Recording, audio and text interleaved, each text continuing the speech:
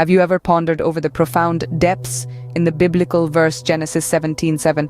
And I will establish my covenant between me and you and your descendants after you throughout their generations for an everlasting covenant, to be God to you and to your descendants after you. This verse speaks to the heart of God's promise to Abraham, a covenant that extends not just to him but to his descendants through generations, an everlasting covenant that signifies God's unending commitment to his people.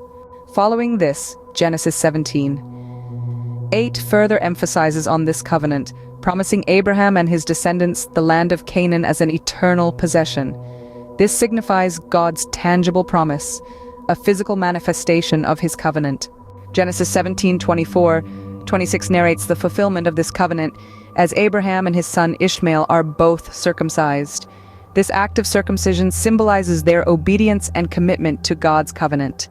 Genesis 21:4 illustrates Abraham's continued obedience as he circumcises his son Isaac when he is 8 days old, a tradition still followed by many today.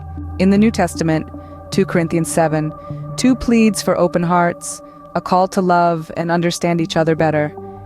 It is a reminder that our hearts should remain open to receiving and giving love, a testament to the grace and love of God.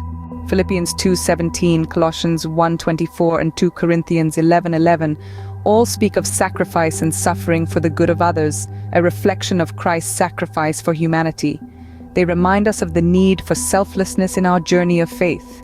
Judges 13:7 prophesies the birth of Samson, a Nazirite dedicated to God.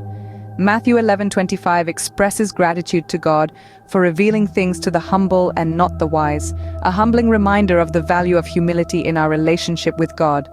1 Corinthians 14:20 calls for us not to be children in our thinking, but to be mature. This is a call to wisdom, to grow and mature in our understanding of God and His Word. Matthew 19:15 speaks of Jesus blessing the children, a reminder of God's love for all, regardless of age or status. Romans 9:3 expresses a deep love for others, even to the point of being accursed for their sake.